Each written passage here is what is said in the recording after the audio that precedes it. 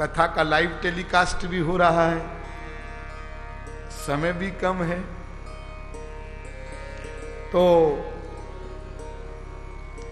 हम कोशिश करेंगे कि भाई यदि लाइव टेलीकास्ट में पूरा विषय न भी जा पावे तो कम से कम आप और थोड़ा 1 घंटा आधा घंटा सुन लें।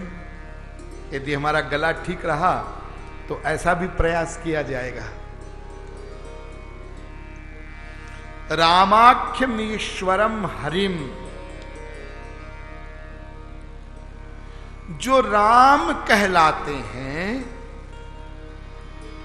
ऐसे जो ईश्वर हैं, जो तमशेष कारणम वंदे तमशेष कारणम परम, जो सब कारणों का भी अंतिम कारण है, ऐसे जो राम कहलाते हैं उनको हम वंदन करते हैं, उनको तुलसीदास जी वंदन करते हैं। तो क्यों भाई, ये पहले वाले श्लोक का जो अर्थ है उसके अनुसार तो अर्थ ये हुआ कि सब कारणों का अंतिम कारण सीता जी है। जब वही उद्भव स्थिति संहार कारिणी में है, सर्वश्रेयस्करी में है, वही सब शक्तियों की अधिष्ठात्री हैं, तो सब कारणों का अंतिम कारण सीता जी हो गई। हाँ, सब कारणों का अंतिम कारण सीता जी ही हैं, और उन्हीं का स्वरूप श्री राम है जो भगवान कहलाते हैं।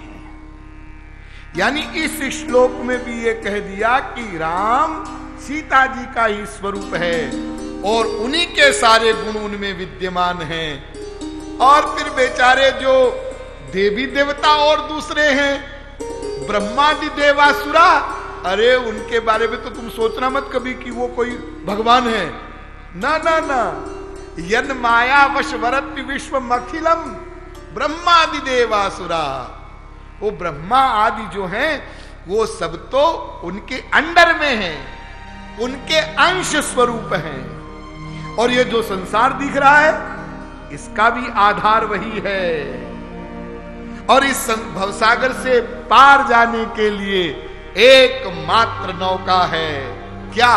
उन भगवान श्री राम के चरणों में विराजमान किशोरी जी की कृपा शक्ति, वही इस संसार सागर से पार जाने का एकमात्र उपाय है।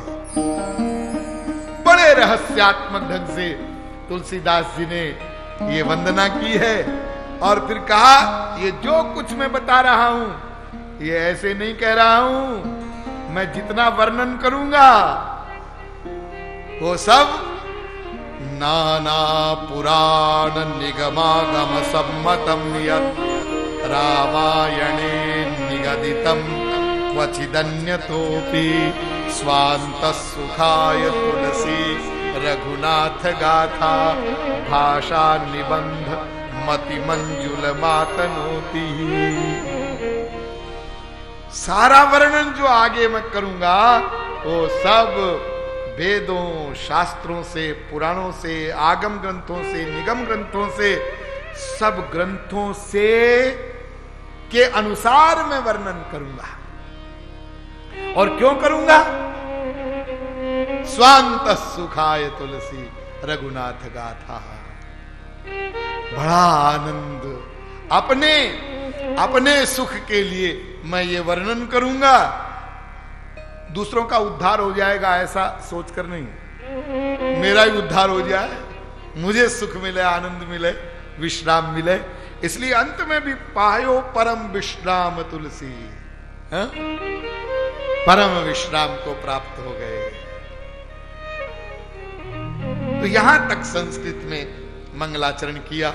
अब फिर स्मरण हो गया कि भाई हमें लिखना है तो ग्राम्य भाषा में लिखना है।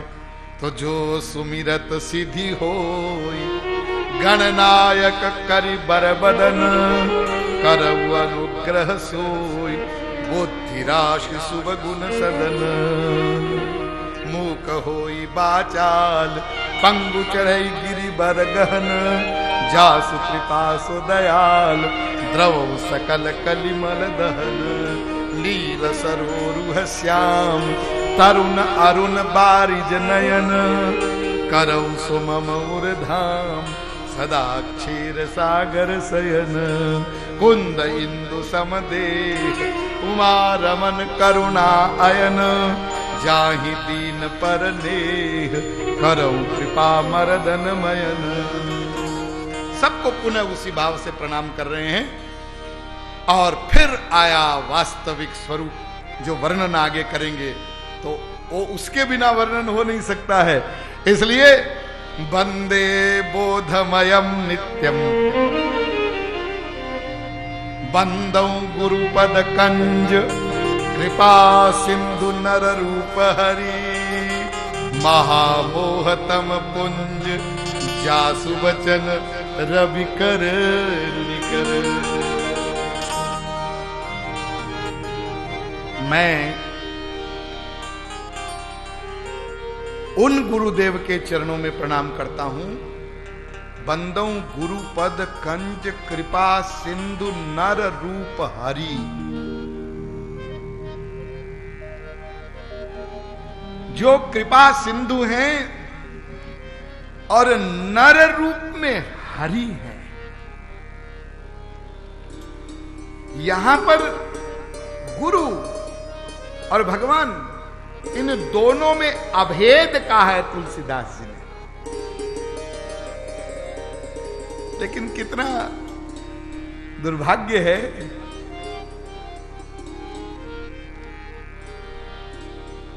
थोड़ी देर पहले मैंने आपको बताया था कि संसार में 90% लोग तो ऐसे हैं, और 90 भी मैंने कम ही कहा, 99 कहना चाहिए, जो भगवान को कुछ मानते ही नहीं, आत्मा को मानते ही नहीं।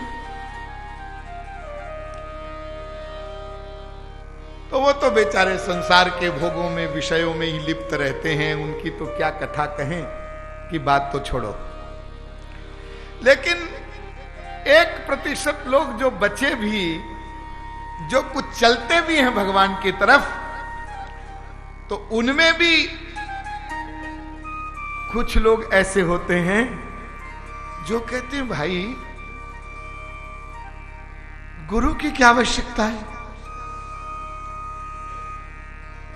अरे आप ही तो कथा में बता रहे थे, वंदे बोधमयम नित्यम गुरुम शंकर रूपिणीम।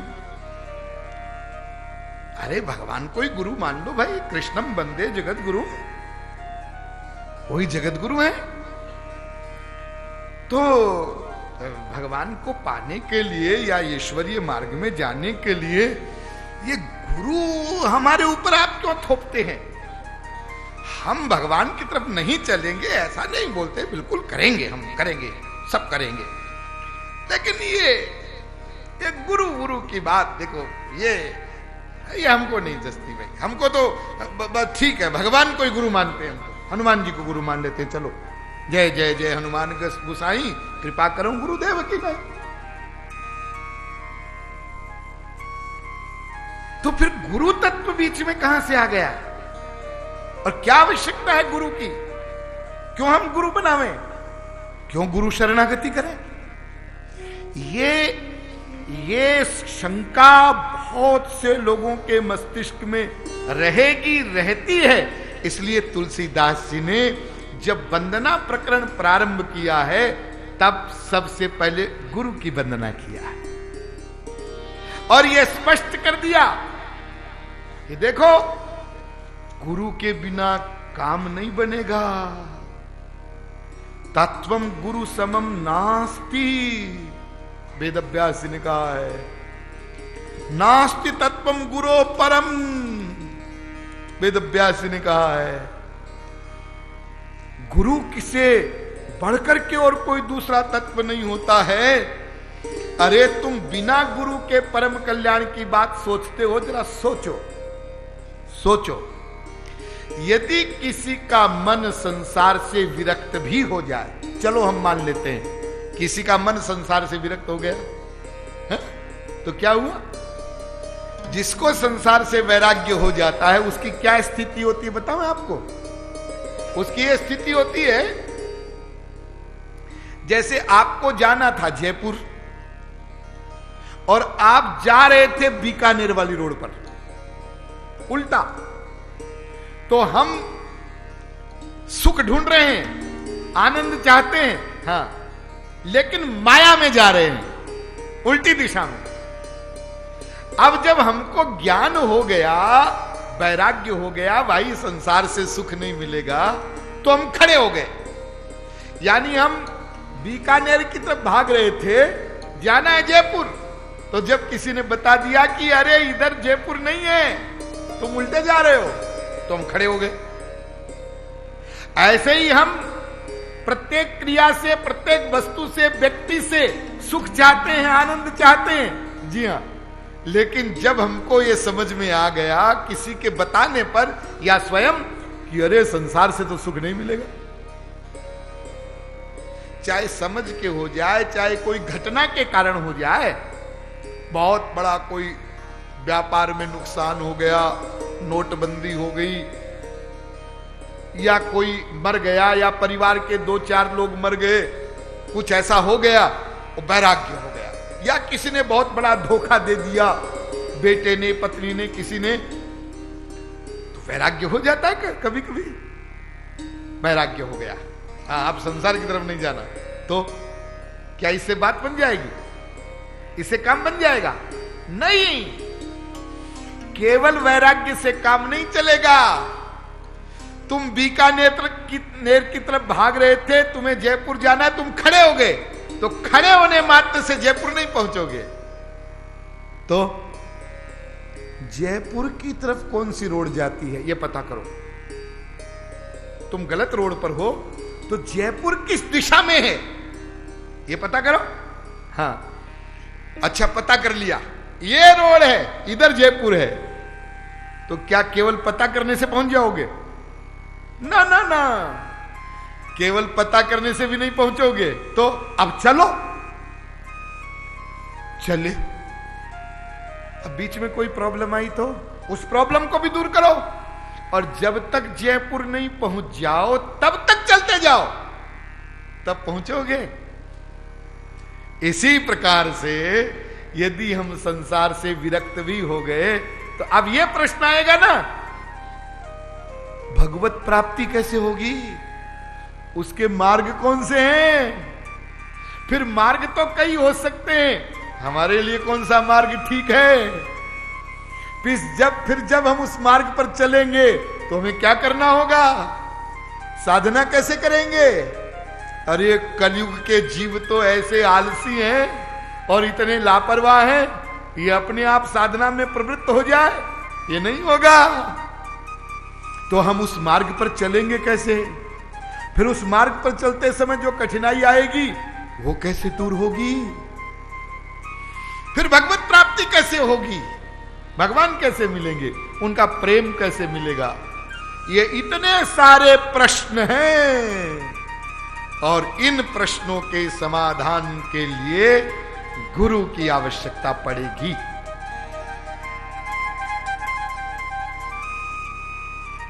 और गुरु ऐसा भी नहीं है कि पहले कोई महापुरुष हो गया, हां, और उसकी फोटो को तुम गुरु मान लो, उससे भी काम नहीं चलेगा। सशरीर देहधारी जो हो तुम्हारे सामने, सशरीर गुरु चाहिए। ये स्पष्ट कर दिया तुलसीदास ने। बंदौ गुरु पद कंज कृपा सिंधु नर रूप हरि, नर रूप में हो सदेह हो। ऐसा तुमको कोई गुरु मिले तब तुम समझना कि गुरु रूप में भगवान मिल गया। ध्यान दीजिए, गुरु रूप में भगवान मिल गया, और तब उसकी शरणागति करोगे, तब गुरु तत्व का वास्तविक लाभ मिलेगा।